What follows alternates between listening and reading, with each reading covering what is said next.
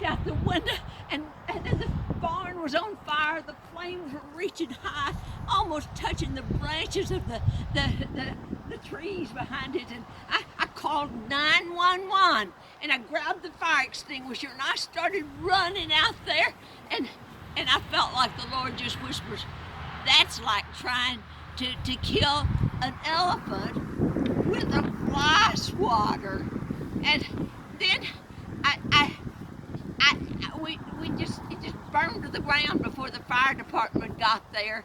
And after a while, we went out, and it was like skeletons of the tractors and everything burnt to a crisp.